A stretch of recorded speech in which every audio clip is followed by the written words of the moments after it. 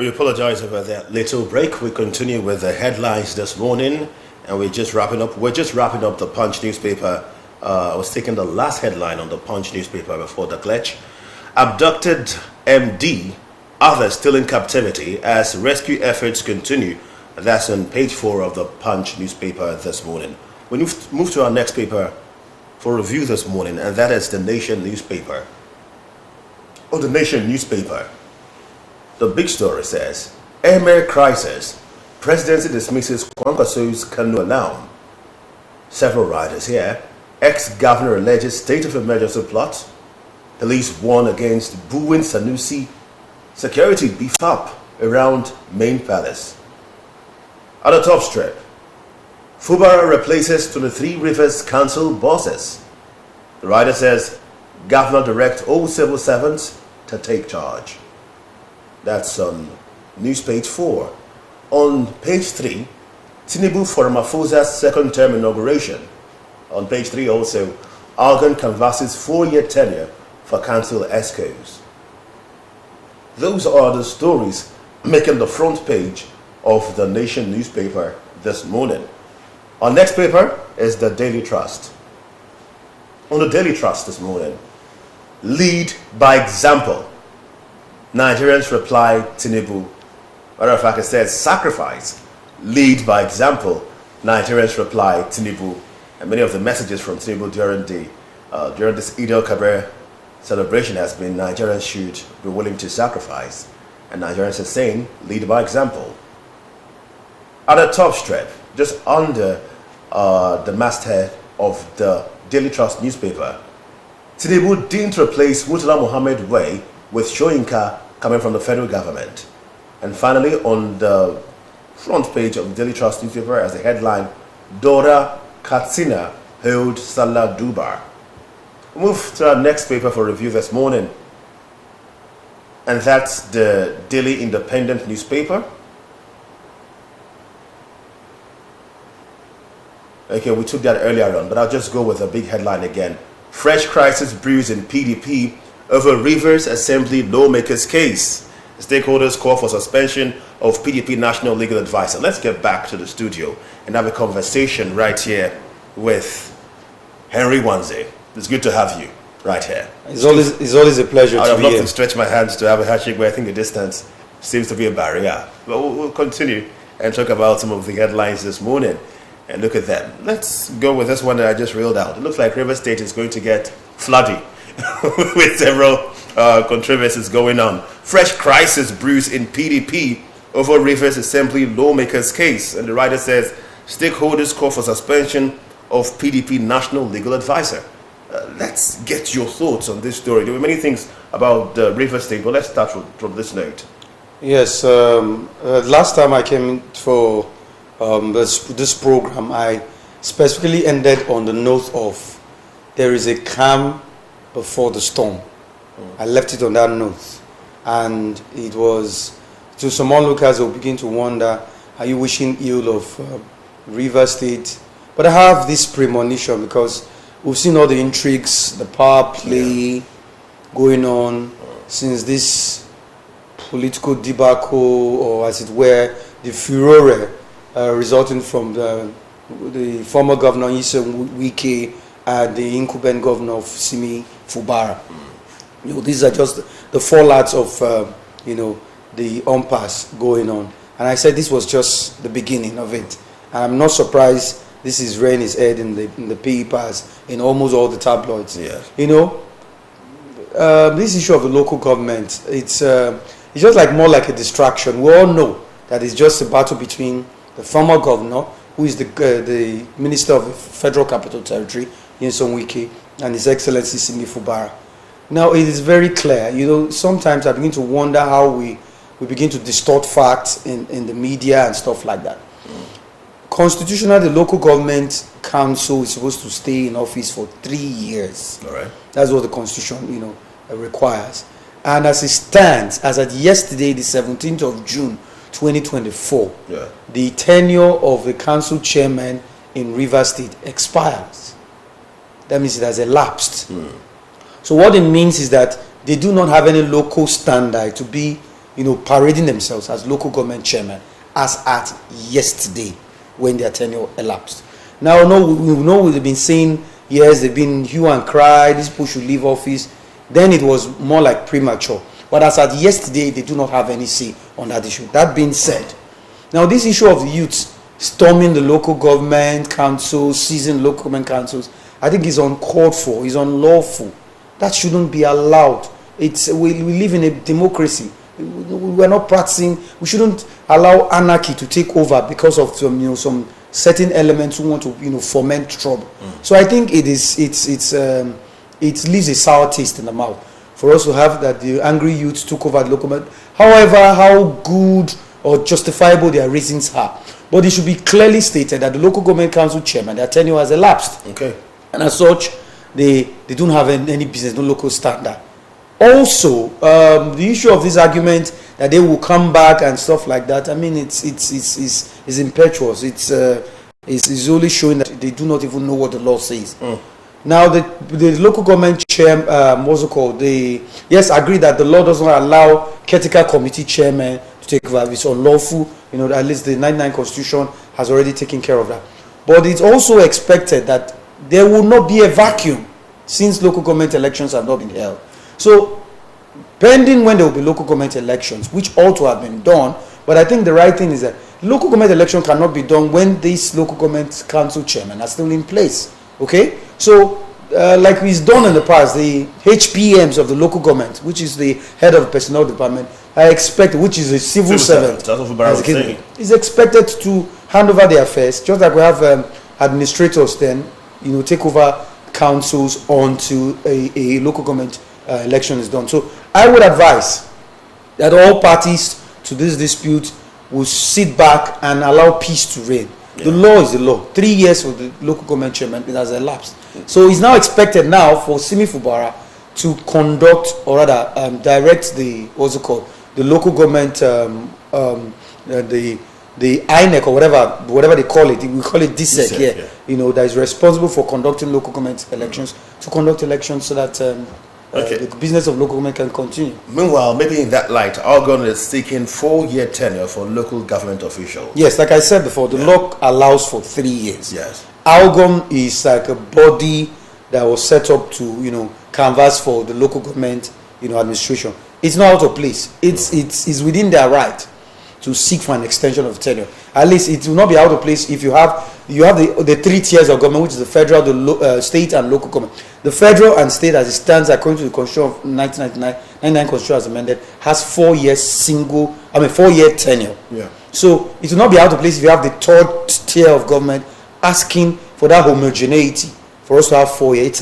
It's not out of place. All they need to do is to follow the proper channel, go through the National Assembly to ensure that in the alterations or in the review of the 99 Constitution as it's presently going on, they consider it, just like they're fighting for local government autonomy. So I think it's within their right. It's okay.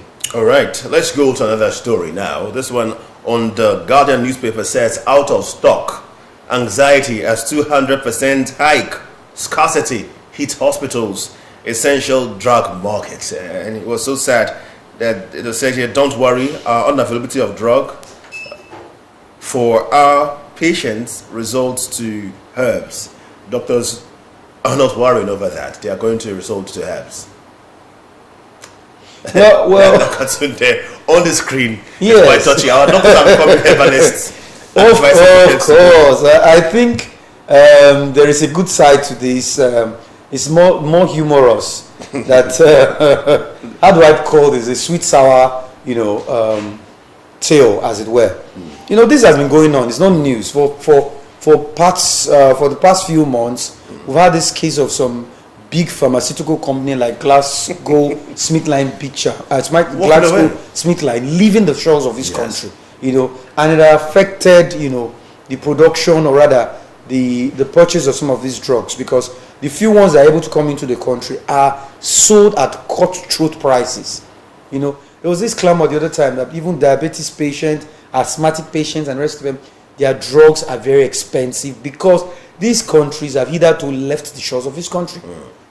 So it's just showing now, it's rearing its ugly head and touching rather showing on the front pages of the papers, Mm, and resorting to herbs. I don't think it's out of place. But the point is, we all know the problem of this our herbal stuff they, like they that. do more than they Yes, they that's do the problem. more. What's the how will I put it now? Censure. There has to be that censure in terms of how they censor, in short, how these things are Just done. we had traditional medicine board. We have the boards, but Wodogo, he was the one running that particular arm. I don't know if it's still working now. the point is that the government has not really done much about it. It's all about talk and talk. Remember the Abalaka solution and stuff against HIV and AIDS and stuff like that. You know how the whole thing ended. So I think the government has to do a lot, because it is a danger, an imminent danger, that awaits us if the healthcare sector has this kind of issues that is rearing its ugly head. But if you notice now, if you go to the hospital, you find it very difficult to get drugs if you're using a national health insurance. Of course. They often do not have those drugs. They You don't have to have leave it. the hospital They don't have to it. purchase the drugs. Do you think that this might be part of the reason why? And with the way things have gone really high, and knowing that the NHIS still depends on your salary, take some part of your salary to actually put it in your insurance, medical insurance, do you think there will be a problem now? This is already a problem. It's already a problem. Just like we have the NHIS for the federal civil servants, we also have the DHIS for Delta State, as it were. It's the same problem. I belong to that scheme too. They deduct money monthly from my salary, and I go to the hospital and No drugs. Yes, and I see my physician, and he issues some drugs, and at the end I go to the pharmacy, the same pharmacy, and they tell me they write it on a sheet of paper to go and get it, and that is something I'm supposed to get based on what I contribute. It's unheard of. It's not healthy, and the essence of joining this scheme is because sometimes you don't have the resources at that particular time when you are ill to buy those drugs. So imagine them telling you to go outside and get those drugs. Where will you get the money? Most of them only have painkillers. They don't have. For malaria drug, it's as That's simple it. as that. You have to cross over. You just have just the main anti-malarial and like you said, the analgesics, and that's all. The main one that you need that is very expensive, they don't have it. And one of the reasons is because they will tell you some of them are not covered by this scheme and stuff like that, and you begin to wonder, why not put the things that are in that scheme, if possible? If you want to tell them to pay a little more, just ensure that we'll get those drugs, because that's the essence of having the scheme. It will be very funny. I come and diagnose a particular ailment, and you tell me to buy a particular drug, or rather go and get a particular drug from the dispensary. Get to the dispensary, it's not there. And that particular time, I don't have the money. None of us have doctor friends. You could just put a call across to a doctor friend, and they can recommend or diagnose these drugs, and prescribe these drugs for you. You get them. But now you have to pay money. You pay via money, your and the salary, money is not and you can't there. even get it. And the money is not there because the salary is not even enough to take care of it. All right, talking about the salary not enough to take care of it. Peter Obi is on the news this morning. It's all around the news. The presidency also is all around the news, and Reno Mokro is all around social media. As regards this issue, new presidential jet Obi tackles or takes a swipe at Tinubu over move to add to fleet. Now this is raising its own dust. I was on several social media groups this morning trying to see reactions there, and it's just a cat and rat fight going on there. The president deserves to have his own well-to-do aircraft or fleet, and some saying, why now? Is it necessary now?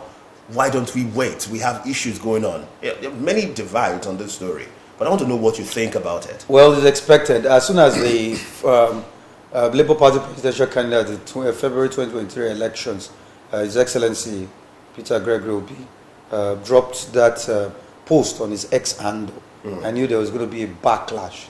There's going to be, a different reaction, vituperations, as it were, from the presidency, who never stops at nothing at, replying. Why they have a right to reply, like I said, and why he himself, His Excellency Peter Obi, has every right as a citizen of the Federal Republic of Nigeria to state or speak on issues as they affect us, national issues. The presidents also have a right to reply. That's the way I see it. But the point now is that let's look at that of the presidency. Bayo Onanuga has always been on the news for the wrong reasons. Why he has a right to speak for his principal, it depends on the manner he has been. He has been so on course. And discourteous, as it were, in his reply to things. You remember the issue of that of Labour, the way he berated the Labour leaders and stuff like that. Like, the civil servants are merely more like social, it's more like a social welfare. Because most of them just go to work, they don't do anything. How can I be asking for much money and stuff like that? And you begin to wonder how these people who are supposed to be handlers of the president, who are supposed to handle this issue, in such a way that the president gets be in the good book of the people, put them in good light. He has said yes, the planes are they are rather decrepit, they are old. The last one was bought during the Obasanjo era, which is about 20 years or so now, and so requires this thing. And he made reference of, very laughable, the story of the Malawi vice president that died due to this, and the Iranian president, and also that. And I laughed and I said, what is the basis of this comparison? Did they tell you that it's because of their aircraft that is already decrepit or old that has resulted to the death of the Iranian president? Have they come up with any findings or investigations for you to now use it to compare? And he used one statement that I was shocked to the bones. Does Peter Obi wish the president dead? And I begin to tell myself, there are ways you can present issues. He doesn't become so combative. He doesn't become so, discourteous. The point is, yes, you have a right to reply. You have made it very clear. The president's aircraft is old, requires new. Fine, make your case. It's 20 years old, and yes, of course, we won't want the president to fly on an aircraft that is, faulty, as the case may be. But you don't have to resort to calling names to the point of, course, that's the problem I have with all these appointees of, both the federal government or the presidency, as the case may be. Now, Peter Obi also on his own has said, what is his reasons? He's saying it is not the time. It will be very insensitive because the money that will be required to purchase these things, because according to Bayo Onanuga, it was based on recommendation of the Committee of the National Assembly that recommended that the presidential fleet be improved upon. So I think every citizen have a right to tell you, the presidency, this is what is required. We don't need this at this point in time. You are saying you don't have enough money to be able to pay for minimum wage, and what you can pay is 62,000 naira. Even some state governors are saying 52,000 naira. I hear some of the Kogi state is asking for 30,000 because of course they are not paying. That's what they submitted. So you begin to imagine. The other time it was SUVs, vehicles that were bought, and there was a lot of fury about this. Right now you're talking about a presidential fleet, and so Peter Obi, His Excellency Peter Obi, has every right to say, okay, no, it is not the right time. Do you think it's the right time? I don't think it's the right time. But if you ask me, does the president need a new fleet, or rather a new aircraft? Of course. We won't want our president to jeopardize the life of the president. But we don't have to resort to the fact that, yes, because somebody has said something and you're not comfortable with that something, and begin to say, does the person wish the president dead? I begin to compare with the likes of Iran and Malawi. Doesn't make any sense. Doesn't make any sense. I really hope that things get better. And Reno Omokri, not on the front pages of the papers, but he has been all over. As usual on his ex-handle. Yes. Everywhere, yes. Talking strongly. Many blogs have taken the story all around, and people are having several thoughts. But I just want to, by the side, look at Reno Omokri as a person. Remember, once upon a time, this was a man who made mockery of the president when he was contesting. And, if you put a picture that even those who were against Tinubu back then were irritated. I remember I was particularly irritated at that picture that he posted of President Bola Tinubu when he was contesting. And fast forward to now, he has always supported every other move of the presidency. He has supported even the minimum wage, everything concerning the presidency, making logic and expressing thoughts. Do you think this is an act of him trying to, like some say, get something from the table, or indeed he's a patriotic Nigerian who is just outside Nigeria? Far from it. He's not a patriotic Nigeria. Why I'm not want to drag Reno Omokri respectfully, he's right there in exile, United States of America, as case may be. And he has been in the social media always very controversial. He has always been very controversial. Remember when he was in support of Goodluck Ebele Jonathan, who was an appointee then, and you saw how he supported even the then Waziri Adamawa, Atiku Abubakar. Yeah. And all of a sudden now, beginning to see all these tantrums, like you rightly said, against the present administration, the present, our incumbent president, Bola Ahmed Tinubu. I just see him as an opportunist, okay? As an opportunist who wants to take advantage of every opportunity to see how he can get back to reckoning with the powers that gets back to the corridors of power.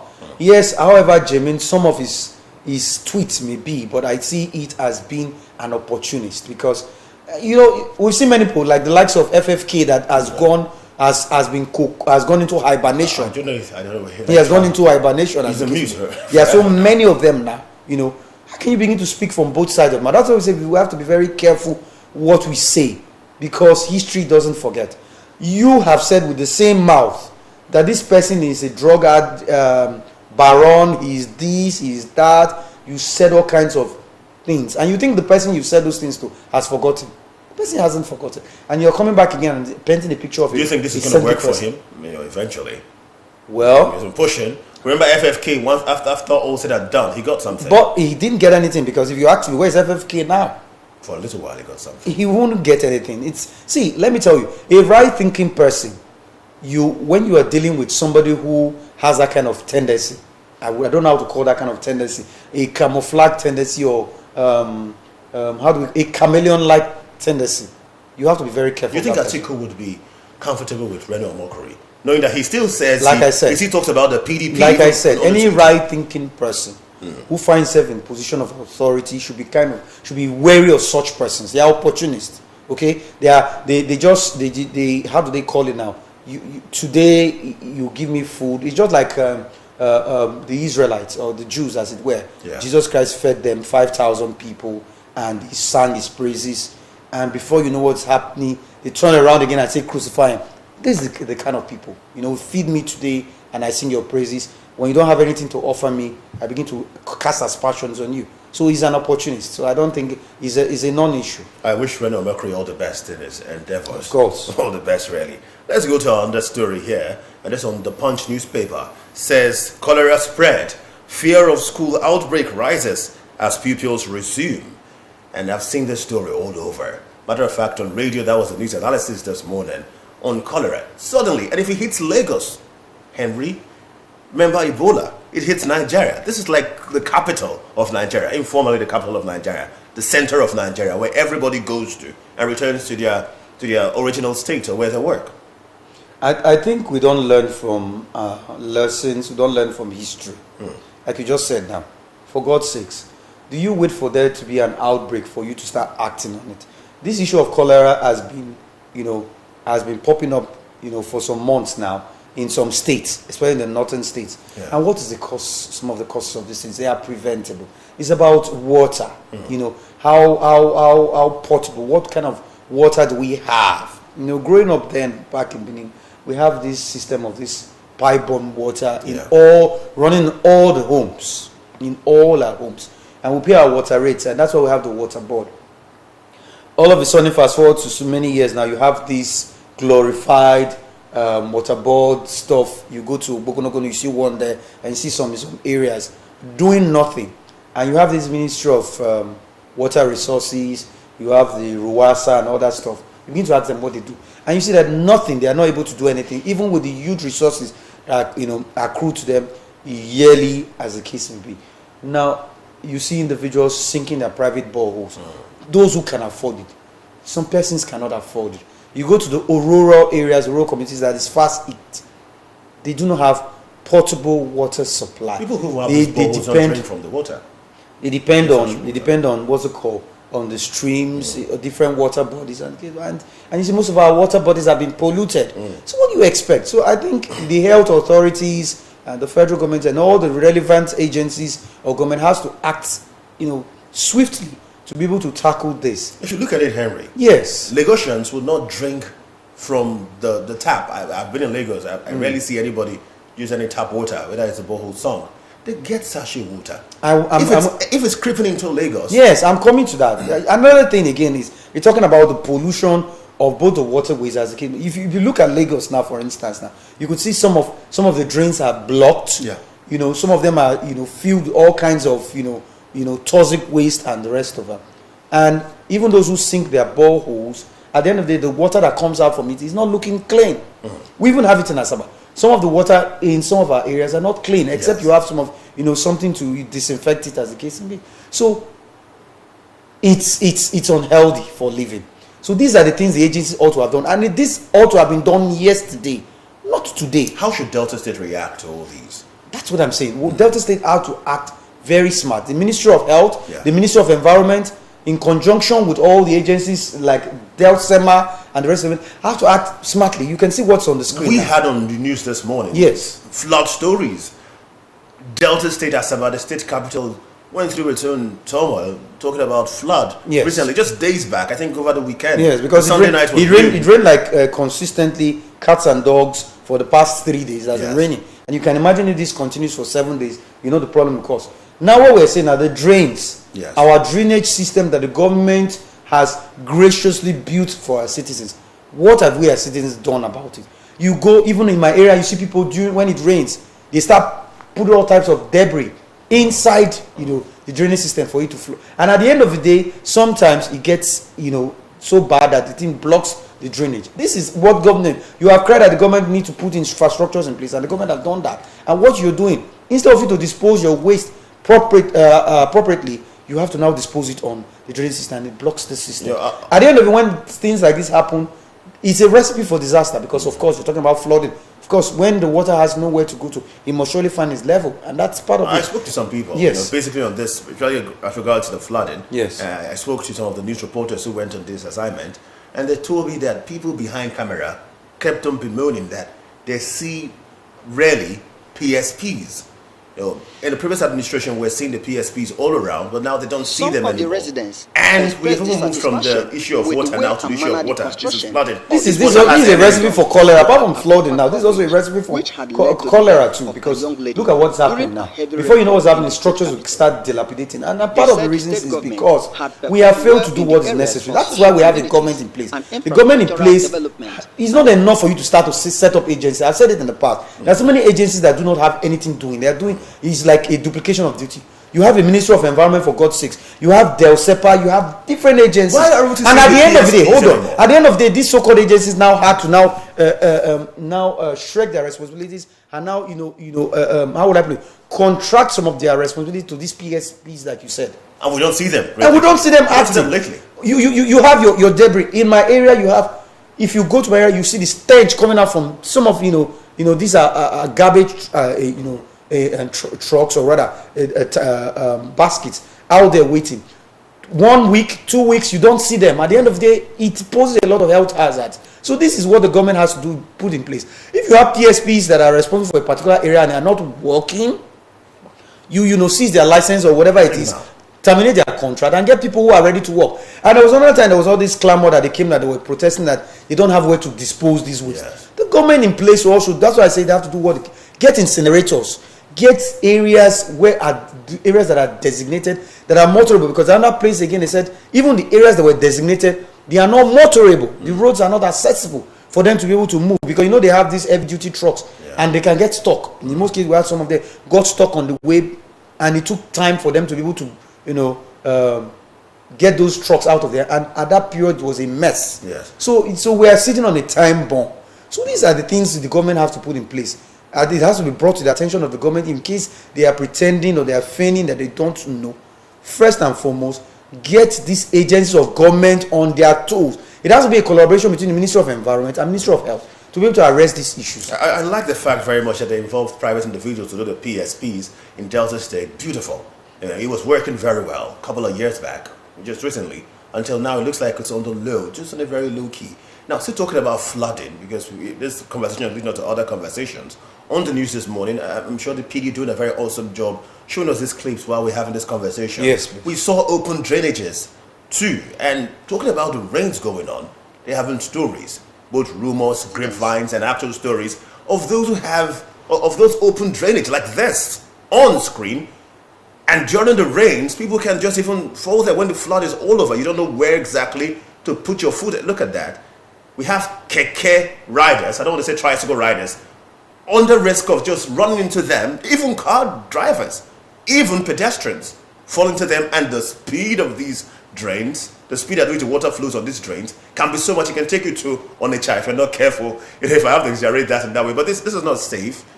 This is not safe. I'm going to tell you a very funny story. Not funny because probably I wouldn't have been alive. Like this one showing on the screen now. Barely looking at it. I want to say it very clear for the benefit of the state government to be aware and the relevant agencies. It happened sometime last 2 years. I got a lift from a friend of mine. I stopped at the area they call Akpo Junction. Yes. That's what we call the legislative quarters. Quarters, The legislative quarters. And, you know, unsuspiciously, I didn't know. I was taking a walk across where you now have that what we call the town square. Yes. There is this, that junction now leading to the town square. There is a big drainage there. It was supposed to be covered, but it wasn't covered. And between God and I fell inside. Okay. For goodness sake, I fell inside. The only thing that saved me was that it was not raining, and it was not during the rainy season. But there was still water inside. And the water got to my waist. We're lucky. I'm lucky because, like I said, it wasn't raining and there. And people were there at that time. It wasn't too late. It was around after 8. And you now see people rush and start, you know, trying to rescue me. Some persons were already saying, "You sure say this guy never drunk," and stuff like that. You will hear a lot of comments. And people were like, sorry. At that point in time, I was dazed. What was the problem? Now, you see these people selling fish, doing barbecue fish and stuff on the other side. Yes. Because they don't have where to dispose whatever they are selling, they now go there and now start breaking that part. Because there's actually, initially there was a particular slab put to cover that stuff. And they now destroyed that particular stuff and gave that entrance. Before you know what's happening, that place was totally opened. And it was, you know, left open again. After some point, after that thing, I've already claimed the life of about 2 persons. It was later I found out that it has already claimed the life of about 2 persons in the past. They now brought another thing again to now another slab to cover it. But do you know that it didn't take time again? That thing was also destroyed again. As I'm talking to you now, if you go to that Akpo Junction, close to that town square, you see that that place is open. I'm talking about that one that leads to that Redeem School. You see, it's open. So these are the things we're talking about now. It is about citizens and the government. It's a collaborative effort. Yes. The government has to do its own part to ensure that these things are clean. You have environmental sanitation, for God's sake, every Saturdays. We don't know what they do. Like I said, I've always kicked against this act of keeping poor at home 7 o'clock to 10 o'clock because most people don't come out. They just sit down, wait for when it's 10 o'clock to come out. Look at this on the screen. There should be a follow-up. Government put that on the road. Good. On the media, on the curbs. The government didn't do that. People did that. That's what I said. And people blame the government. I just said it. I didn't mince word when I said that. I said it behoves on us, the citizens. Why the government will do its own part to provide for us the infrastructures which they have done over time. Like we've seen in Asaba. Yeah. We have drainage system. Yes, we are aware that, yes, it has not gone into everywhere, but at least the areas it has gone to, what have we, the citizens, done about it? Instead, we abuse such privilege and we lump all kinds of drains, debris inside, you know, this and block this drainage. And we don't clear our debris. And what do you expect? What do you think the aftermath of the after effect will be? Flooding, yes, cholera, and all attendant health challenges. So the citizenry has a lot to do. Yes, why the government too has to do a lot to ensure that you know those who have formed the habit of doing this kind of things are dealt appropriately. At least when you use some persons as scapegoats, I think others will learn. Truly. So we call on the people, that's those in Delta states, Deltans, yes, to begin to become cautious about where they dump their waste and refuse. We call on the government to play its role, especially covering those open drainages all around and ensuring that during sanitation. That's my concern. Stop telling us there's restriction of movement. Go to the houses as it was done those days. We have sanitary inspectors. We should revive. Just as we are reviving we have revived the old national anthem, for God's sake. Let's revive the sanitary inspectors. Let them go to the houses. If I come to your house, I come to your street, and I see that your drainage system is not clear, I'll bring everybody out, arrest them, set up a mobile court, and beginning from the landlord. When they pay, and they will know that subsequently when they get arrested, are you telling me that you're always good? I don't mind. Said if I'm wrong, let it serve as a deterrent to others. Okay, I think I like the call for justice there. We need to be safe in Nigeria. We need to be safe in Delta State, and that action starts now. That's what we are calling on both citizens and the government to play their roles accordingly. Next story here on the Daily Trust newspaper: sacrifice, lead by example. Nigerians reply Tinubu. He was all about this all through this. Everything I saw from the presidency, Nigerians should learn to love and sacrifice. That's a sign of commemorating the Eid al-Kabir celebration. Sacrifice. All the news I kept reading that over until I got dizzy on it. And Nigerians have replied, sacrifice. That's the way the Daily Trust captures it this morning. I don't think you'd argue that the people. No. We have Nigerians have sacrificed more than enough. I can tell you, if there's anybody who has sacrificed enough, are Nigerians, and we keep sacrificing. One administration to the other keeps speaking the same language. Yes. Sacrifice. By the way, either Kabir, Baraka de Salah to all our Muslim brothers. Yes. The thing is, Yazida Kabir is about sacrifice. The Holy Prophet Muhammad has rightly stated that in the Holy Quran. And it behoves on leaders to follow the example of the Holy Prophet, as the case may be. It's not enough for you to speak. It's like preacher. It's not enough for you to preacher. Practice what you preach. Yes. Now the government tells us to tighten our belts, austerity measures, stuff like that.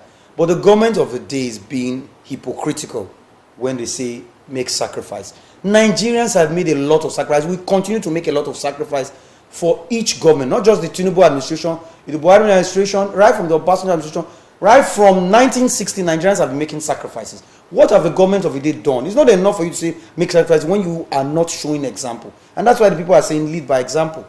Now you're talking about this thing. You can't even pay minimum wage.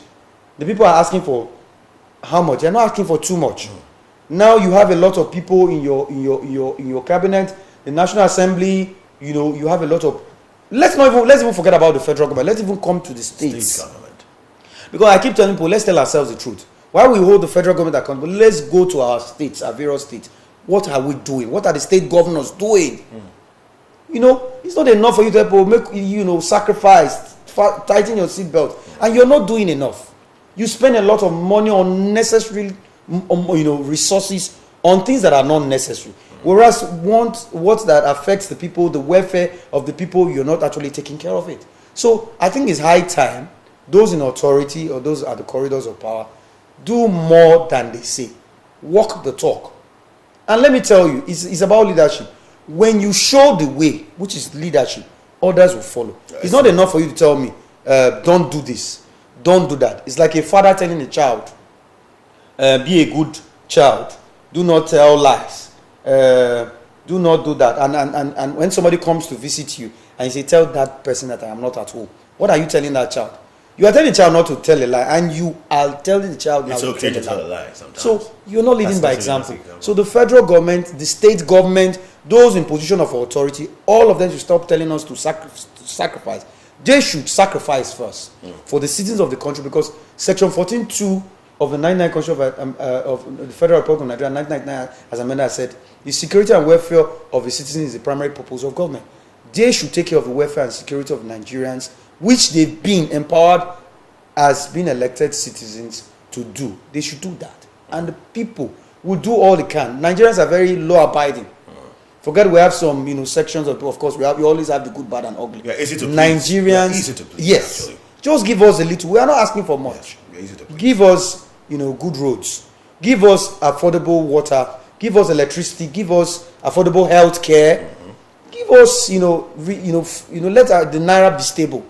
And you see, all this clamor, all this, agitation will stop. I did got something strong from what you just said. Yes. Father-son relationship. Yes. That's what we're calling on our leaders to do. Indeed, I noticed that my son at home, it's easier to just do things and he mimics afterwards. The way I keep my clothes. Good. So my son is retraining me as a father. So I'm beginning to become more cautious on the things Yes. I do. And I think that's what's on for the government. They should play that role. Be cautious. Be sensitive to their children, the people. Because like every father or mother out there, they're there to serve the people. They're there to serve their children. Another message for the government this morning, and even the presidency. Before I say goodbye to you, let's talk about this one. We're going straight to the northern area. Emir crisis. Presidency dismisses Kwankwaso's Kanu alarm. State of emergency and all that. There's also another crisis around that area. But let's talk about this one first. The Emir crisis and the presidency dismissing Kwankwaso's claim for. I was almost thinking that you wouldn't mention that, because for some weeks it was as if it went cold. It was this Kanu Emirate crisis. Yes. I just laugh at this whole thing. And you see, that's what we're talking about leadership. Sometimes you don't allow a wound to fester for too long. There are ways you can prevent these things from happening. I begin to laugh about this whole thing. For those who have forgotten so soon, it's like this River State crisis. It's like, a tussle between two gentlemen. It goes beyond this. It's like a battle between Ganduje, the former governor, and Kwankwaso, who was also governor before him, who he was deputy to. And now the acolyte of Kwankwaso is now Governor Abba Yusuf. Remember when Ganduje came, he had issues with Elmer Sanusi, Muhammad Sanusi II, and he was deposed. If you all know, the principal law was signed on the 5th of December 2019. And when Ganduje came, I wasn't comfortable with Sanusi. What did he do? He now had to now bring another law on the 14th of October 2020. And that one saw the deposition of MS Sanusi. Yeah. He left on 9th March 2020. And it didn't just end there. On April 11th, 2023, there was an amendment to the Kano Emirate Council law that now, splitted the Kano Emirate Council into 5: Kano, Rano, Gaya, Bichi, and Karaye. And that now saw Emir Aminu Bayero, now ascending the throne as the 15th Emir of Kano, while you had other emirs for the other districts. Now, on the 23rd of May, Abba Yusuf, which is the incumbent governor of Kano State, also through the instrumentality of the State House of Assembly, repealed or abrogated the Kano Emirate Council of 2019, that of 2020, Kano appointment, Kano Emir appointment and deposition law, and the amendment law of 2023, and now reinstated Sanusi II as the 16th Emir of Kano. What it goes to show is that when you leave the laws of our traditional institutions in the hands of politicians, it is meant to be toyed with however they seem or deem fit. If I don't like your face, I can remove you at will. And that's exactly what has been playing out. And this is not the first time it's happening. For those of you who do not know, some persons have been deposed as an Emir of Kano for 1 day. Is in history.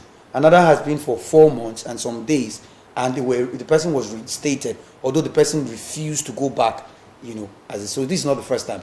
Even the present Emir Sanusi was his grandfather Sanusi I was also deposed too. So it's not a new thing. But the point now is, what has the Kano State government done is nothing wrong in the eye of the law as far as I'm concerned, because they followed all the constitutional requirement by passing the law. The law was repealed by the last government through the instrumentality of the House of Assembly and was abrogated. So I don't know why there is a lot of fury about this whole thing, although it's in the courts now, for the law court. But what is more important is about the peace and stability of the people of Kano, and by extension Nigeria. The presidency has to try as much as possible to play the unbiased empire. It was very laughable at some point where the post-Emir Bayero was being shielded by soldiers, by the police in a particular palace somewhere in Kano, while Sanusi was in the main palace somewhere, in Kano. So this over-politicization of our traditional institutions is what is causing this problem in Kano. And this aspect of this cry of having a state of emergency is very possible. Because if this issue is not handled properly, it might lead to anarchy, it can lead to chaos. Now there's this allegation that he was booed, Sanusi, when he was coming from Eid prayers, and it was, and the police have said nothing like that has happened. But this is just the beginning. It might get to the point, these people can be irate. At the end of the day, they might even stone him and stuff like that. So what I'm saying is that the law courts, first and foremost, should do what they can to, settle this matter amicably. And the presidency has to wade into the situation. This is not the time to play politics. This is not the time to play politics between APC or NMPP. This is not the time to play politics between Ganduje and the Kwankwasia movement. This is about Kano State people we're talking about. This is about the traditional institution that has been bastardized over the years. So I keep saying this. You don't try that in the Great Benin Kingdom. You don't have this. So not until we have politics, being, divorced totally from our traditional institutions, we're going to have this kind of thing raising its ugly head. Oh, I thought this was the last one I was going to go with you, but you've been really handling these issues properly, so I just want to hear your thoughts on this one that says UAE to lift ban on Nigerians soon coming from Keyamo, we know how that. I know people who suffered from that ban personally. People who even lost their lives afterwards because they were still stuck in Nigeria. Yes, it will be a welcome development, but it's ludicrous to continually have the Minister of Aviation, Kayamo, respectfully, always, this is not the first time he has said it, he has said it countless times. Soon. It's like Jesus Christ is coming soon. And you, of course, you know, soon cannot be that soon, you know, and stuff like that. So why not wait? Stop telling us these stories. UAE would do all you can. I rather prefer, like I said, walk the talk. Do all you can. Play all the diplomatic, you know, what you have to do diplomatically within both countries, the UAE and Nigeria, to ensure whatever led to that ban in the first place is handled. There was a reason for that ban in the first place. Go do what you can instead of telling us soon. I can tell you, if you go back some months back, he has said the same thing, and he was attacked on X, on social media. Why keep telling us this? At the end of the day, you give us assurances. There was even a time that there was this rumor that the ban has been lifted according to the presidency, I even thought it was and that wasn't true. So stop telling us giving us half truths, half baked stories, or making hollow promises. All you need to do, go behind the scene, and that's what we want to see. We want to see results. And at the end of the day, let it be a categorical statement. Not like the president went to UAE the other time and met the crown prince or whatever, and they were telling us something about this UAE. So this is not the first time. So it will be very good. It will be a welcome development if this issue of this UAE ban is settled, because we have a lot of Nigerians who use that route. We have a lot of Nigerians who do business there. We have a lot of Nigerians who work there, do genuine business. So it will be very good. But let's just wait till then. My only problem on this particular conversation is that I can't have that handshake. No, we can do that behind the camera. Behind the camera. It's been a very wonderful time talking to you. It's always a pleasure having you on set too. Every Wednesday. Beautiful conversations here and there. I haven't got to know history about Kanu precisely. Thank you so much. Morning Ride continues. Our next spot, year after. Just stay with us and you would enjoy and be educated right here on State Television. Do stay.